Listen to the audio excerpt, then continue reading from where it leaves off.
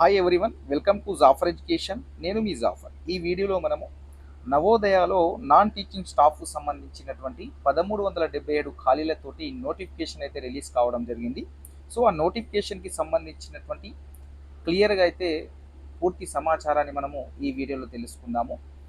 అన్ని పోస్టులకు సంబంధించినటువంటి అర్హతలను, ఎగ్జామ్ ప్యాటర్న్ని ఈ యొక్క వీడియోలో మనమైతే క్లియర్గా తెలుసుకుందాం.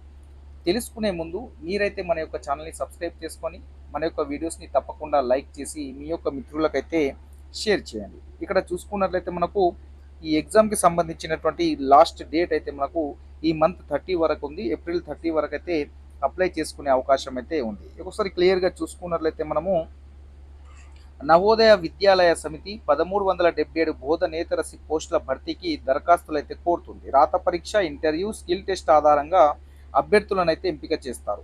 ఉత్తీర్ణులైన వారిని కేంద్ర, ప్రాంతీయ నవోదయ కార్యాలయాల్లో అయితే నియమించడం అయితే జరుగుతుంది. ఇక్కడ చూసుకున్నట్లయితే కొన్ని రకాల పోస్టులు ఉన్నాయి, వాటికి అర్హతలు అనేటివి కూడా వేరువేరుగా ఉన్నాయి. వాటన్నిటిని మనము క్లియర్గా తెలుసుకుందాం. ఇక్కడ చూసుకున్నట్లయితే మనకు ఫీమేల్ స్టాఫ్ నర్సుకు సంబంధించినటువంటి మొత్తం 121 ఖాళీలు అయితే ఉన్నాయి.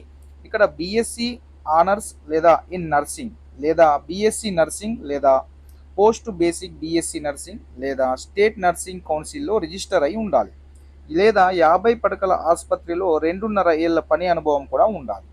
దాంతోపాటు హిందీ లేదా ప్రాంతీయ భాషలో ఇంగ్లీష్లను అర్థం చేసుకుని పని చేయగలగాలి. సో స్టాఫ్ నర్సుకు సంబంధించి ఫీమేల్స్ మాత్రమే ఎలిజిబుల్. వీళ్ళకు ఉన్నటువంటి క్వాలిఫికేషన్ ఏంటి అంటే బీఎస్సీ ఆనర్స్లో నర్సింగ్, లేదా బీఎస్సీ నర్సింగ్, లేదా పోస్ట్ బేసిక్ బీఎస్సీ నర్సింగ్ ఉండాలి. దాంతోపాటు స్టేట్ నర్సింగ్ కౌన్సిల్లో రిజిస్టర్ అయి ఉండాలి. దాంతోపాటు 50 పడకల ఆసుపత్రిలో 2.5 సంవత్సరాల ఎక్స్పీరియన్స్ ఉండాలి. అది దాంతోపాటు ఆ ప్రాంతీయ భాష హిందీ లేదా ప్రాంతీయ భాషలో ఉన్నటువంటి ఇంగ్లీష్ని అర్థం చేసుకునే పని చేయగలగాలి. అలాంటి అనుభవం ఉన్నవారు ఈ యొక్క పోస్టులకైతే ఎలిజిబుల్ అవుతారు. నెక్స్ట్ చూసుకున్నట్లయితే మనకు అసిస్టెంట్ సెక్షన్ ఆఫీసర్కి సంబంధించినటువంటి 5 ఖాళీలు ఉన్నాయి. దీని యొక్క క్వాలిఫికేషన్ ఏంటంటే డిగ్రీ పాస్ అయి ఉండాలి. అడ్మినిస్ట్రేటివ్, ఫైనాన్షియల్ విషయాల్లో ఖచ్చితంగా ఎక్స్పీరియన్స్ అయితే 3 సంవత్సరాల ఎక్స్పీరియన్స్ అయితే ఖచ్చితంగా ఉండాలి. నెక్స్ట్ పోస్ట్ చూసుకున్నట్లయితే మనకు ఆడిట్ అసిస్టెంట్కి సంబంధించినటువంటి మొత్తం ఖాళీలు 12 ఉన్నాయి. దీంట్లో బీకామ్ పాస్ అయి ఉండి దాదాపుగా ఒక 3 ఇయర్స్ ఎక్స్పీరియన్స్ అయితే అకౌంట్స్లో అయితే ఉండాలి. 4వ పోస్ట్ చూసుకున్నట్లయితే ఇక్కడ జూనియర్ ట్రాన్స్లేషన్ ఆఫీసర్స్ 4 ఖాళీలు ఉన్నాయి. దీంట్లో హిందీలో మాస్టర్ డిగ్రీ అయి ఉండాలి. ఇంగ్లీష్ అయితే తప్పనిసరి సబ్జెక్టుగా ఉండాలి, లేదా ఇంగ్లీష్లో మాస్టర్ డిగ్రీ ఉండాలి, లేదా హిందీ తప్పనిసరి సబ్జెక్ట్ అయి ఉండాలి.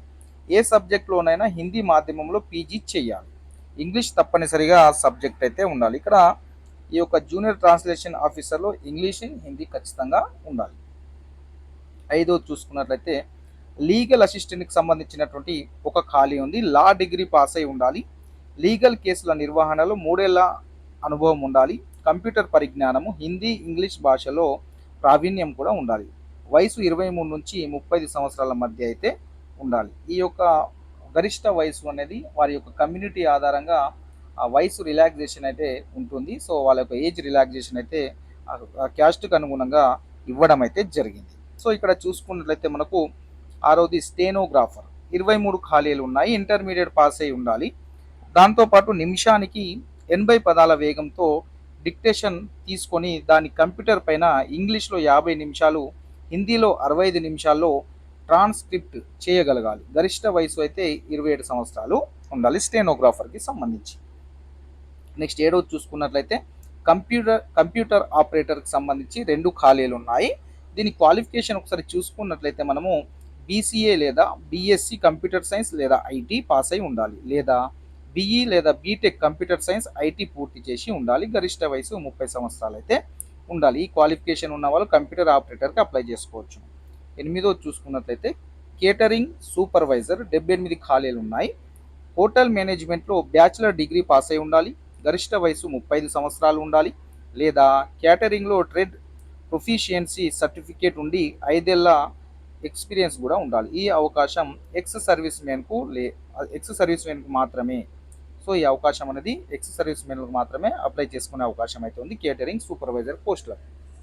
నెక్స్ట్ చూసుకున్నట్లయితే మనకు జూనియర్ సెక్రటరియట్ అసిస్టెంట్కి సంబంధించి 381 ఖాళీలు ఉన్నాయి. ఇంటర్మీడియట్ పాస్ అయి ఉండాలి. దానితో పాటు టైపింగ్ వేగం అనేది ఇంగ్లీష్లో నిమిషానికి 30 పదాలు లేదా హిందీలో 20 పదాలు ఉండాలి. లేదా secretarial practices and office management vocational సబ్జెక్టులుగా స్టేట్ బోర్డ్ ఇంటర్మీడియట్లో పాస్ అయి ఉండాలి. దాంతోపాటు 6 నెలల కంప్యూటర్ డిప్లొమా కోర్స్ చేసి ఉండాలి. అకౌంట్స్ లేదా అడ్మినిస్ట్రేటివ్ విషయంలో అనుభవం ఉన్న వారికి ప్రాధాన్యం అయితే ఇస్తారు. గరిష్ట వయసు వీళ్ళకు కూడా 27 సంవత్సరాలు అయితే ఉండాలి. మన యొక్క జూనియర్ సెక్రటరియట్ అసిస్టెంట్కి సంబంధించినటువంటిది. ఒకసారి ఇక్కడ చూడండి, మీకు ఇంటర్తో పాటు టైపింగ్ వేగం 30 ఉండాలి, ఇంగ్లీష్లో, హిందీలో 25 పదాలు ఉండాలి. అది లేకుంటే secretariat practices and office management vocational సబ్జెక్టులు ఉంటాయి మనకి ఇంటర్ వొకేషనల్ సబ్జెక్టులో ఈ గ్రూప్ చేసిన వాళ్ళు ఉంటే దాంతోపాటు వారికి 6 మంత్స్ యొక్క 6 నెలల కంప్యూటర్ డిప్లొమా కోర్సు కూడా ఉంటే వారు కూడా ఎలిజిబుల్ అవుతారు. సో దీంట్లో ఎక్స్పీరియన్స్ ఉన్న వారికి ఫస్ట్ ప్రాధాన్యం అయితే ఇస్తారు. గరిష్ట వయసు వాళ్ళది 27 సంవత్సరాలుగా ఉండాలి. నెక్స్ట్ ఎలక్ట్రీషియన్ కమ్ ప్లంబర్ 128 ఖాళీలు ఉన్నాయి. 10వ తరగతి పాస్ అయి ఉండాలి. ఎలక్ట్రీషియన్ లేదా వైర్మెన్ లేదా ఐటీఎస్ సర్టిఫికేట్ ఉండాలి ఆ రెండిట్లో. లేదా ఎలక్ట్రికల్ ఇన్స్టాలేషన్ లేదా వైరింగ్ లేదా ప్లంబింగ్లో 2 ఇయర్స్ ఎక్స్పీరియన్స్ కూడా ఉండాలి. ఐటీఐకి మాత్రం ఖచ్చితంగా చేసి ఉండాలి. ఈ ఐటీఐలో వీళ్ళకు ఎలక్ట్రీషియన్ అయినా కానివ్వండి, వైర్మెన్ కానివ్వండి, ప్లంబింగ్ కానివ్వండి, ఇవి ఉంటే వారు ఈ యొక్క పోస్టులను అప్లై చేసుకోవచ్చు. నెక్స్ట్ ల్యాబ్ అటెండెంట్ ఇది 161 ఖాళీలు ఉన్నాయి ల్యాబ్ అటెండెంట్కి సంబంధించి. దీంట్లో కూడా 10వ తరగతి పాస్ అయ్యి దాంతోపాటు ల్యాబొరేటరీ టెక్నికల్ సర్టిఫికేట్ లేదా డిప్లొమా ఉండాలి. అది లేకుంటే మీరు సైన్స్ సబ్జెక్టులతో ఇంటర్మీడియట్లో పాస్ అయి ఉండాలి. గరిష్ట వయసు 30 సంవత్సరాలు. సో ఇక్కడ దీంట్లో మీకు టెక్నికల్ సర్టిఫికేట్ లేని వాళ్ళు, మీరు ఇంటర్లో సైన్స్ అంటే ఎంపీసీ కానివ్వండి, బైపీసీ కానివ్వండి చేసిన వాళ్ళు ఉంటే వారు ఈ యొక్క పోస్టులకు ఎలిజిబుల్ అవుతారు. నెక్స్ట్ మెస్ హెల్పర్ 442 ఖాళీలు ఉన్నాయి. దీనికి కూడా 10th పాస్ అయి ఉండాలి. స్కూల్ మెస్లో పనిచేసిన అనుభవం అయితే ఉండాలి ఖచ్చితంగా. నవోదయ విద్యా సమితి నిర్వహించే స్కిల్ టెస్ట్ పాస్ అయి కావాలి. దాంతోపాటు గరిష్ట వయసు 30 సంవత్సరాలు అయితే ఉండాలి మెస్ హెల్పర్. నెక్స్ట్ 13వది మల్టీ టాస్కింగ్ స్టాఫ్, మొత్తం ఖాళీలు 19 ఉన్నాయి. దీనికి కూడా 10వ తరగతి పాస్ అవ్వాలి. గరిష్ట వయసు 30 సంవత్సరాలు. సో దాదాపుగా అందరికైతే ఈ మల్టీ టాస్కింగ్కి సంబంధించి అందరూ ఎలిజిబుల్ అవుతారు.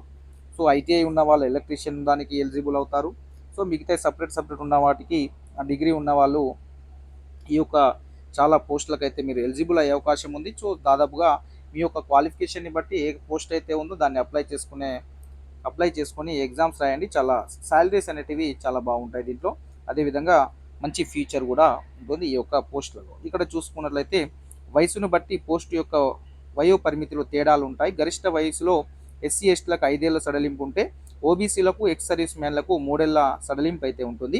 అదేవిధంగా పీడబ్ల్యూ మన ఫిజికల్ హ్యాండిక్యాప్ వాళ్ళకైతే 10 నుంచి 15 సంవత్సరాల సడలింపు అయితే ఉంటుంది. ఏజ్లో వాళ్ళ యొక్క వయసులో సడలింపు అయితే ఇవ్వడం జరిగింది. ఇక్కడ చూసుకున్నట్లయితే మీరు దరఖాస్తు ఫీజు ఒకసారి చూసుకున్నట్లయితే మనకు స్టాఫ్ నర్సులకు సంబంధించి జనరల్ ఈడబ్ల్యూఎస్ మరియు అదేవిధంగా ఓబీసీలకు అయితే వాళ్ళైతే 1500 రూపాయల దరఖాస్తు ఫీజు ఉంది స్టాఫ్ నర్సులకు. ఎస్సీ ఎస్టీ అదేవిధంగా ఫిజికల్ హ్యాండిక్యాప్లకు అయితే 500 రూపాయల అప్లికేషన్ ఫీజు అయితే ఉంది. మిగతా అన్ని పోస్టులకు జనరల్ ఈడబ్ల్యూఎస్ ఓబీసీ అండ్ మిగతా వాళ్ళందరికీ 1000 రూపీస్ అయితే ఉంది. ఎస్సీ ఎస్టీ ఫిజికల్ హ్యాండిక్యాప్ వాళ్ళకైతే 500 రూపాయల ఫీజు అయితే చెల్లించాలి.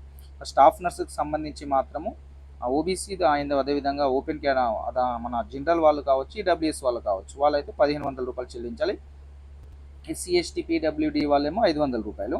మిగతా అన్ని ఖాళీలకు ఇక జనరల్ వాళ్ళు, ఈడబ్ల్యూఎస్ వాళ్ళు, ఓబీసీ వాళ్ళు 1000 రూపీస్, అదేవిధంగా ఎస్సీ ఎస్టీ పీడబ్ల్యూడి వాళ్ళేమో 500 రూపాయలు అయితే అప్లికేషన్ ఫీజు అయితే ఉంది.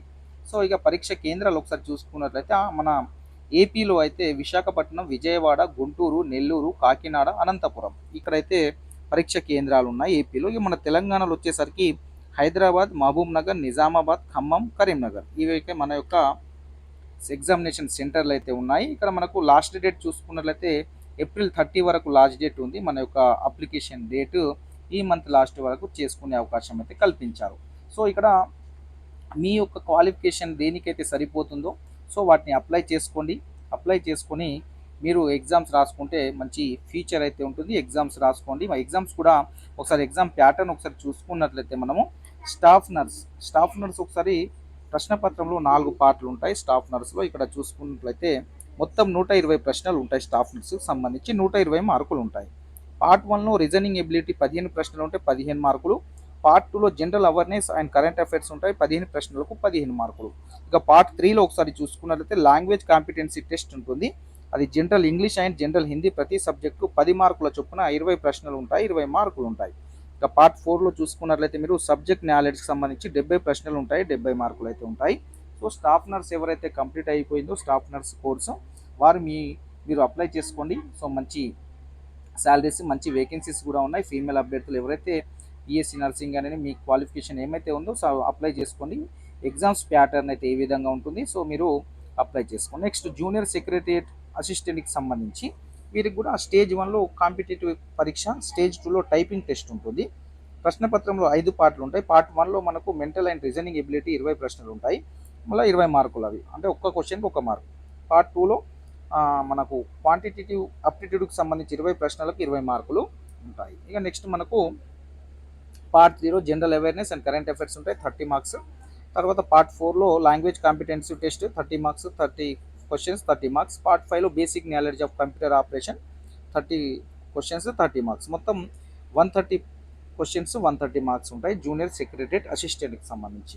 ఇక నెక్స్ట్ ల్యాబ్ అటెండెంట్కి సంబంధించి ప్రశ్నపత్రం 120 మార్కులకు ఉంటుంది. పార్ట్ 1లో రీజనింగ్ ఎబిలిటీ 15 ప్రశ్నలకు 15 మార్కులు. పార్ట్ 2లో జనరల్ అవేర్నెస్ ఉంటుంది, సో 15 ఉంటాయి, అవి కూడా 15 మార్కులు. ఇక పార్ట్ 3లో లాంగ్వేజ్ కాంపిటెన్సీ ఉంటుంది, సో 30 ప్రశ్నలు 30 క్వశ్చన్స్ 30 మార్క్స్. ఇక పార్ట్ 4లో సబ్జెక్టు సంబంధించినటువంటి సబ్జెక్ట్ నాలెడ్జ్కి సంబంధించిన 60 ప్రశ్నలు ఉంటాయి, 60 మార్క్స్ అయితే ఉంటాయి. నెక్స్ట్ మెస్ హెల్పర్కి సంబంధించి ఇవి కూడా ప్రశ్నపత్రంలో 4 పార్ట్స్ ఉంటాయి. పార్ట్ 1లో రీజనింగ్ ఎబిలిటీ 15 ప్రశ్నలకు 15 మార్కులు. పార్ట్ 2లో జనరల్ అవేర్నెస్ 15 ప్రశ్నలకు 15 మార్కులు ఉంటాయి. అదేవిధంగా పార్ట్ 3లో లాంగ్వేజ్ కాంపిటెన్సీ టెస్ట్ 20 ప్రశ్నలకు 20 మార్కులు ఉంటాయి. పార్ట్ 4లో సబ్జెక్ట్ స్పెసిఫిక్ నాలెడ్జ్ సంబంధించి food nutrition, hygiene, Indian food and sweets recipes సంబంధించిన 70 ప్రశ్నలు 70 మార్కులు ఉంటాయి. మొత్తం 120 ప్రశ్నలకు 120 మార్కులు ఉంటాయి మెస్ హెల్పర్లకు కూడా. సో ఈ పై 4 పరీక్షలకు వ్యవధి అంటే సమయం ఎంత ఉంటుందంటే 2.5 గంటల సమయం అయితే ఉంటుంది. ఇక నెక్స్ట్ మల్టీ టాస్కింగ్ స్టాఫ్ ఒకసారి చూసుకున్నట్లయితే ప్రశ్నపత్రంలో 3 పార్ట్లు ఉంటాయి. పార్ట్ 1లో లాంగ్వేజ్ టెస్ట్ ఉంటుంది, 40 మార్క్స్ ఉంటాయి, 40 క్వశ్చన్స్. పార్ట్ 2లో general awareness and current affairs ఉంటాయి, 20 క్వశ్చన్స్ 20 మార్క్స్. ఇంకా పార్ట్ 3లో basic knowledge of computer operation 40 questions 40 marks. మొత్తం 100 క్వశ్చన్స్కి 100 మార్క్స్. వీటికి మాత్రం 2 గంటల సమయం మాత్రమే ఉంటుంది మన మల్టీ టాస్కింగ్ స్టాఫ్కి. మిగతా అన్నిటికీ 2.5 గంటల సమయం ఉంటే ఈ మల్టీ టాస్కింగ్ సంబంధించినటువంటి 2 గంటల సమయం మాత్రమే ఉంటుంది. ఇది మనకు నవోదయలో విడుదలైనటువంటి నోటిఫికేషన్కి సంబంధించిన కంప్లీట్ డీటెయిల్స్ అయితే ఇవ్వడం మీకు అందించడం జరిగింది. వారి యొక్క ఎగ్జామ్ ప్యాటర్న్ ఏ విధంగా ఉంటుందో మీరు చూసుకున్నారు కదా. సో మీ యొక్క క్వాలిఫికేషన్కి తగ్గట్టు ఏ పోస్ట్ అయితే ఉందో దాన్ని అప్లై చేసుకోండి, రాయండి. ఒకటే పోస్ట్ ఉంది కదా, 2 ఖాళీలు ఉన్నాయని మీరు డిసప్పాయింట్ కాకుండా అప్లై చేయండి, మీకు ఎక్స్పీరియన్స్ కూడా వస్తుంది. సో మనం గెట్ ఆన్ అయ్యే అవకాశం కూడా ఉంటుంది కాబట్టి సో మీ యొక్క క్వాలిఫికేషన్కి తగ్గట్టు ఏ పోస్ట్ అయితే సరిపోతుందో దాన్ని అప్లై చేసుకొని ప్రిపేర్ అవ్వండి. ఎగ్జామ్ అన్న అటెంప్ట్ అయితే చేయండి. సో మనకు కరీంనగర్, హైదరాబాద్, ఖమ్మం, నిజామాబాద్, మహబూబ్ నగర్, తెలంగాణ వాళ్ళకైతే ఖాళీలు ఉన్నాయి. అదేవిధంగా ఏపీలో, ఆంధ్రప్రదేశ్లో విశాఖపట్నం, విజయవాడ, గుంటూరు, నెల్లూరు, కాకినాడ, అనంతపురంలో కూడా మన యొక్క పరీక్ష కేంద్రాలు అయితే ఉన్నాయి. సో అప్లై చేసుకోండి. మంచి శాలరీస్ ఉంటాయి ఈ యొక్క పోస్టులకు. శాలరీ అనేది కూడా హెవీగా ఉంటుంది. మన స్టేట్ పోస్టుల కంటే ఈ సెంట్రల్ పోస్టులకు శాలరీస్ అనేటివి చాలా హెవీగా ఉంటాయి. మన స్టేట్తో పోల్చుకున్నప్పుడు ఎక్కువ శాలరీస్ అనేటివి ఉంటాయి దీనికి. కాబట్టి మీరందరూ అప్లై చేసుకొని ప్రిపేర్ అయ్యే ప్రయత్నం చేయండి.